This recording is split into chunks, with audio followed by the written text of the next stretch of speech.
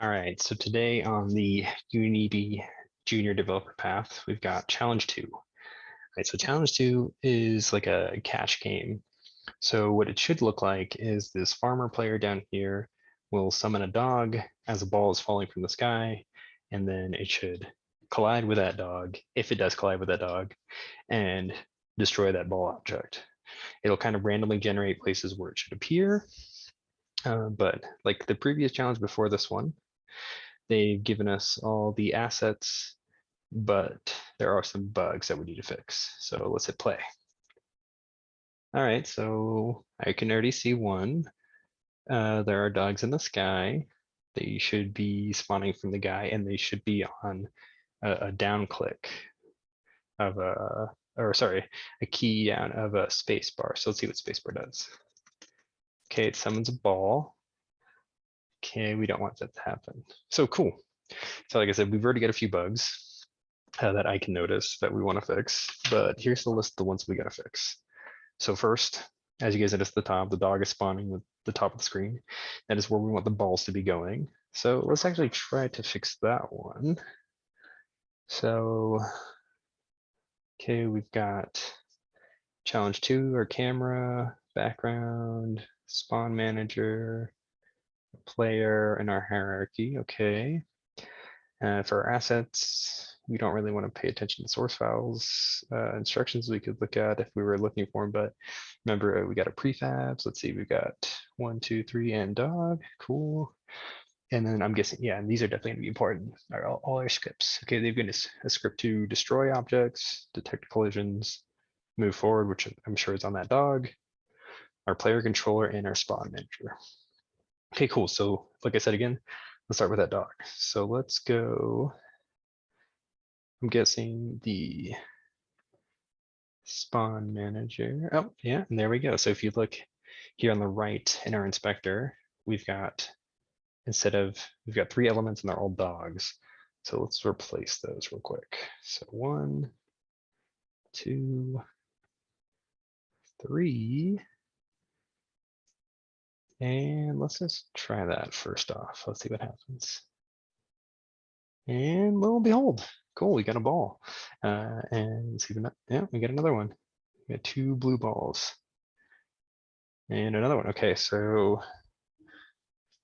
from the challenges we know, we've already fixed the first one. The second one is the second one we noticed. On that down, the player is summoning a ball, not a dog. And so it's going to be similar to our first one, right? Those 2 objects, they're game objects, right? So our player, we have this variable here that we want, which is going to be our game object. Right now it's set to ball 2. Ball 2 is that green ball. So let's replace that with that. Let's hit play. Let's see what happens now if I press. Huzzah. Yeah. Okay, very cool. Actually, let's see if I can hit any of these.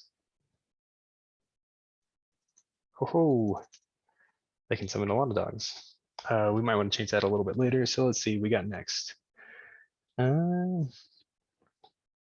Nothing is being destroyed off screen. Oh, yeah. So what we saw earlier when we were going across here with the dogs is they were going across, but they were just persisting. Same with the balls. They were going down and just persisting. So what we need to do is, let's see, destroy out of bounds. Let's go here.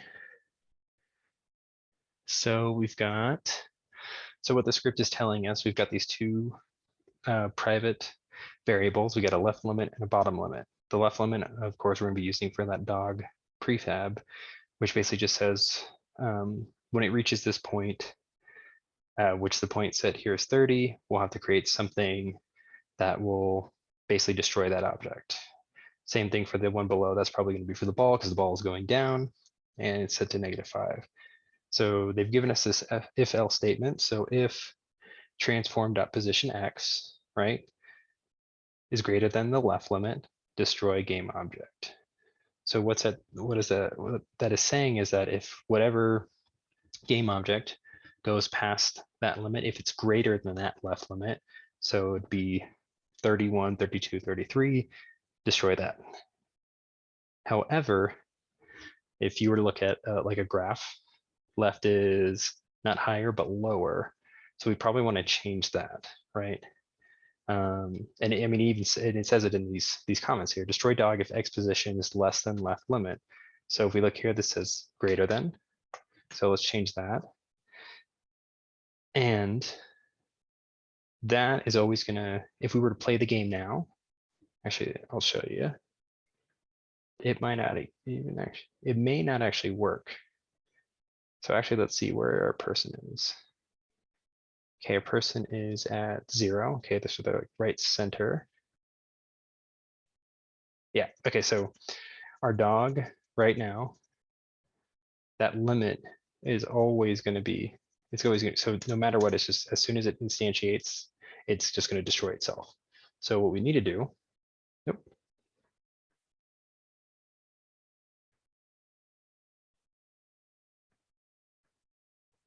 is we need to change that script to that. So, and actually, let's go ahead and do the ball one for as well. So let's see, destroy ball if Y position is less than the bottom limit. Okay, clue there. The transform they were giving was a Z, completely different axis than what we want. The ball is going up and down, right? You got your horizontal axis, which is going to be your X, and you've got your Y axis, which is going to be up and down for this one specifically. So, and I don't think that needs to change, no, because it's going to be Y is less than, yeah. So as soon as it hits -6 or anything past that, because, oh, they are floats, it should destroy itself. So actually that should work with both.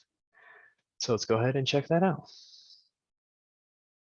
So we hit play, ball is summoned, and it goes. Oh, yeah, and so it does definitely get destroyed after that. Let's see our dog. Summon a bunch of dogs. All right, so cool.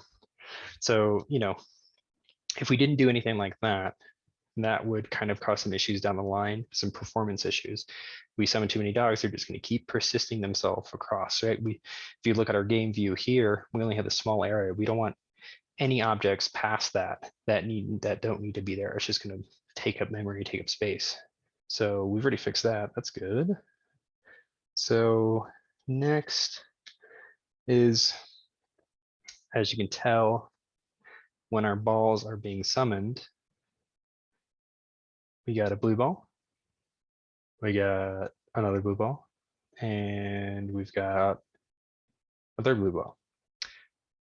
Probably should be summoning some of our other ones. If you remember from the beginning, we had the spawn manager, we had 3 ball prefabs. We can actually click on those. So we've got a red ball, we've got a green ball, and we've got a blue ball. Let's see, what else? Did they have anything? No, yeah, just those 3. So what that is saying is that something in our spawn manager script is only summoning that first one. So open up our script. Here's our game object, right? The one we put all those balls in. It's an array. It's a game object with an array in it. So of our ball prefabs, which is going to be that green, yellow, or sorry, green, blue, and red ball. We've got these 3 private floats. This is going to be our X left, X right, and spawn position Y.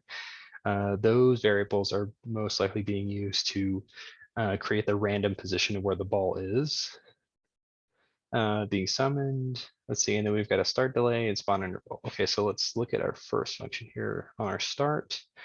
Okay, we invoke a repeating. So basically what that means is just gonna call that function again and again, and the function it's calling. So we use a string literal here to call our function down here, spawn random ball.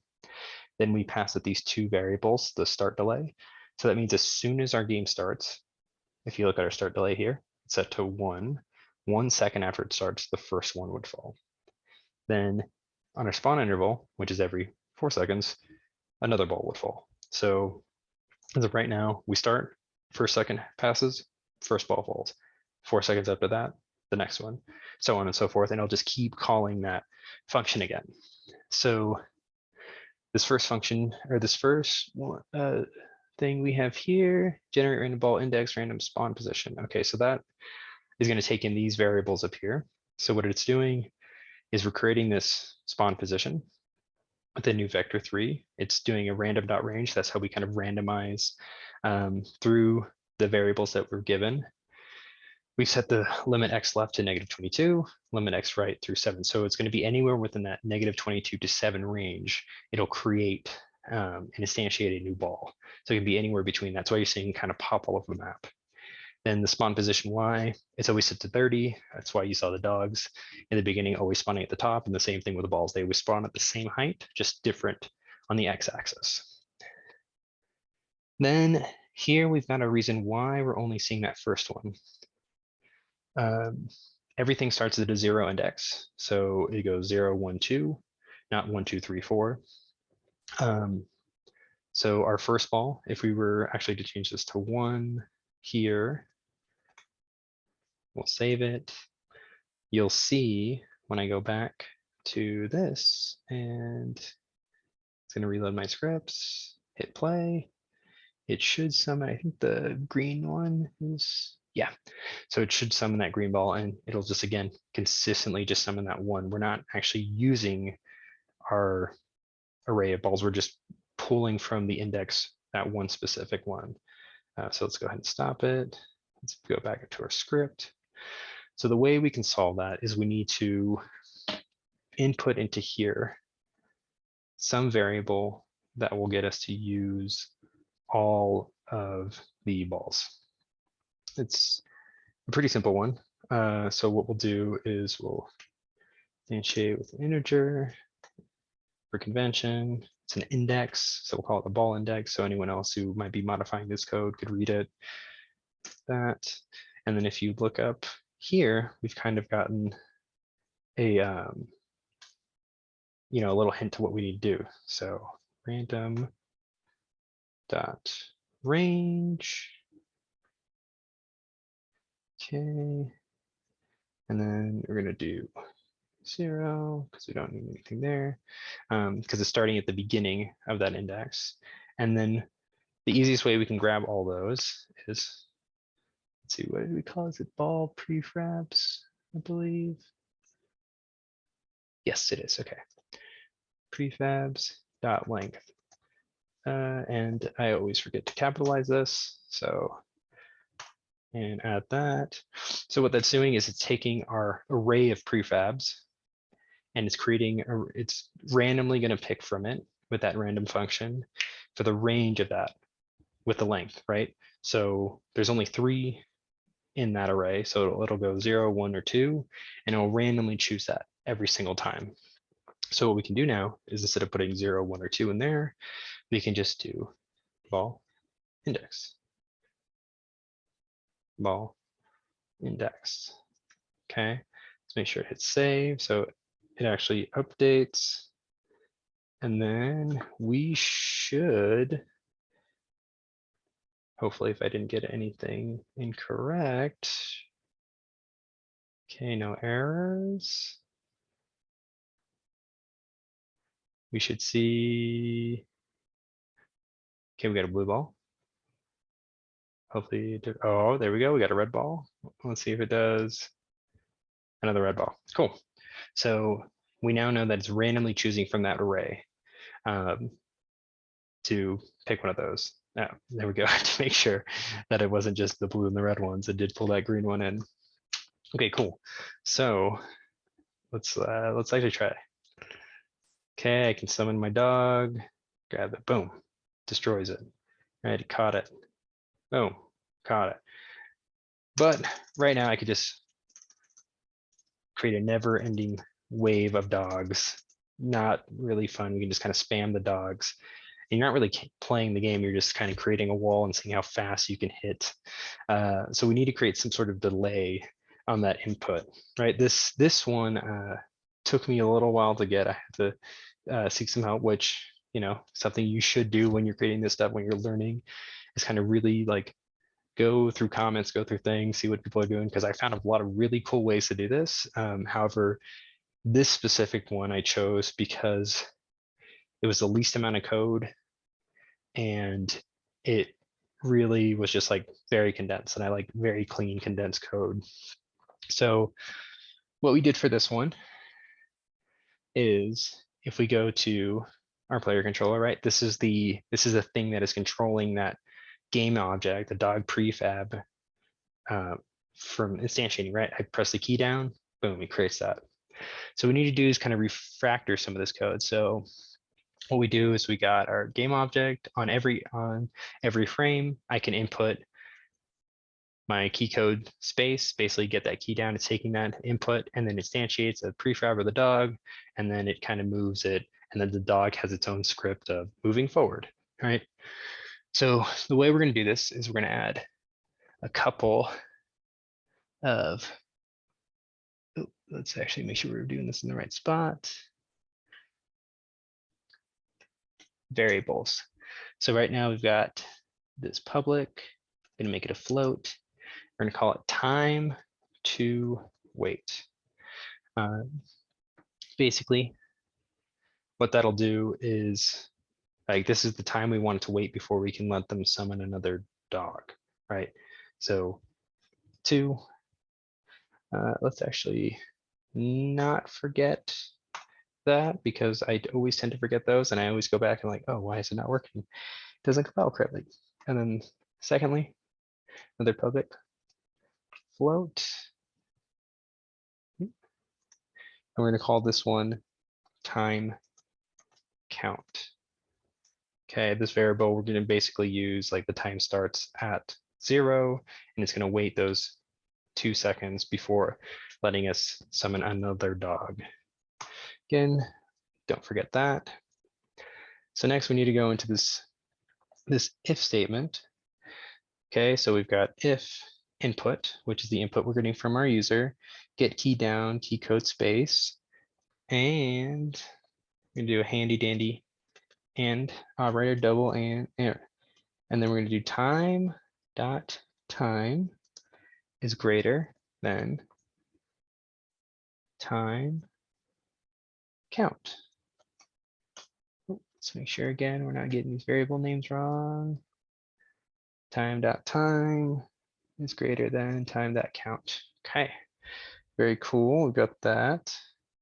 So now what we need to do is we need to time count equals time dot time dot time, oh, time dot time plus time to wait. Okay, so what that's saying is it's taking our time count, which is 0 currently. It's taking the time, which is the currently, oh, let's make sure we get that right.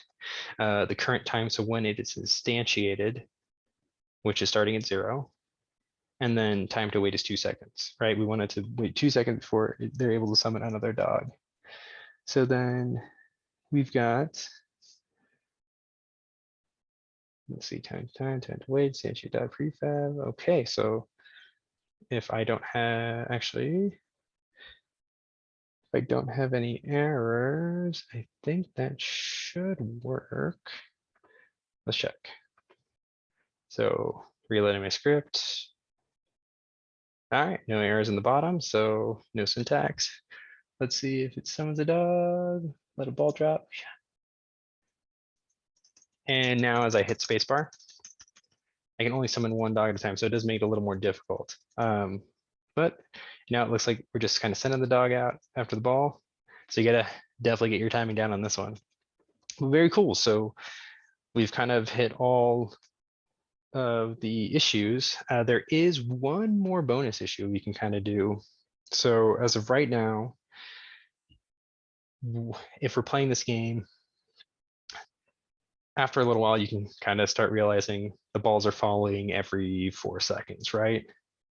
So if we go here again to our spawn manager, we want to do something to change that, right?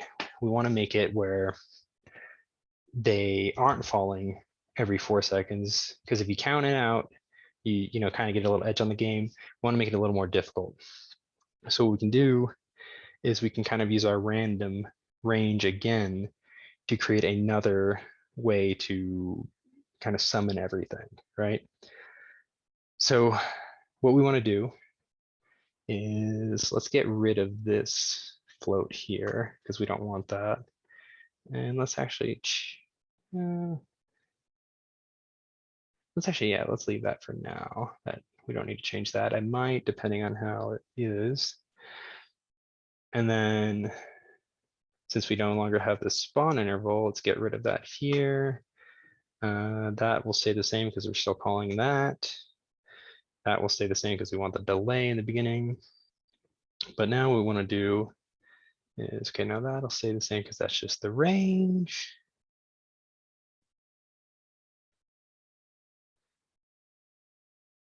And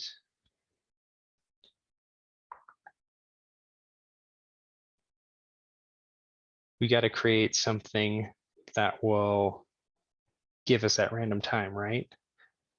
So let's go ahead and do that. So we need to create some sort of variable, and let's create that here. We'll do another float. We'll call this random time. Okay, random time. And so let's do random dot range. Okay, we already know that. So what we want to do now is we want to give it some variables, right? We don't want it to be every 4 seconds.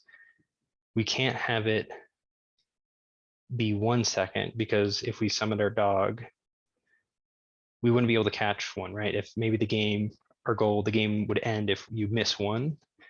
We have to do it above that 2 because we have that delay now, right? So let's try just 3. We're making it a float. So typically I like to add the zeros and the F. For our float, let's make sure again, we don't forget to close that out on that side. And then what we need to do is we need to somehow invoke this, right? Invoke. And again, I tend to forget the capitalization sometimes, so then I'm scrounging around for what's going on. So, boom. We're gonna go spawn random ball, and I'm gonna do random time. Did I put an E at the end of that? I did. We'll change that in a second. And the reason we're doing this is because we don't want to use this word here. We want to invoke it. So at the start, it'll invoke it. Then it'll spawn the random ball. And then it'll do everything here. Then again, it'll call itself. And then again, it'll repeat. Da-da-da goes through. And then it has another invoke, right? So it's going to consistently just persist and keep calling itself over and over and over again. So now that we've got our random time, I'm going to close that out. Let's double check and see if it compiles correctly. No errors. All right. Okay, so now if I do this, oh, sorry, hit play, close it out. So it'll spawn, we'll summon our dog. Oh, just missed.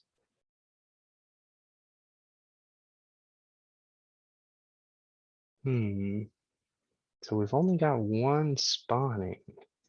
So let's see, we must have done something wrong. So let's go ahead and look back at it. So now if I go back to the code, spawn random ball. Again, little syntax. So the reason I immediately jumped to this here was because this one we know was working because at the beginning it spawned the first ball after that first second, right? Of course, we didn't mess with any of this, so it's going to spawn it randomly, right? Or this we didn't mess with. Spawn the ball randomly, so it must have been the second invoke that's again going to keep calling itself over and over again. So let's go ahead and try it again.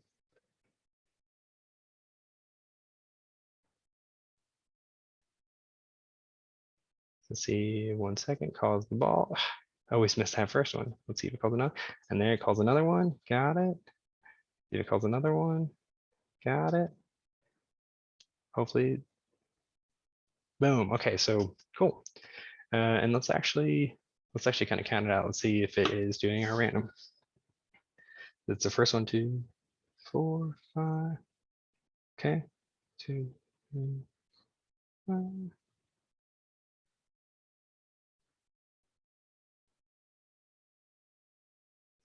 Very cool. Okay, so now we've got that. Let's change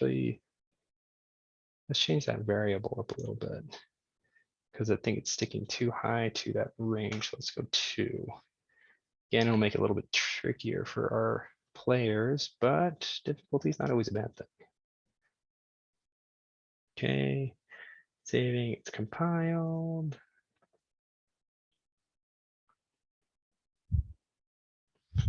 Here's our first one.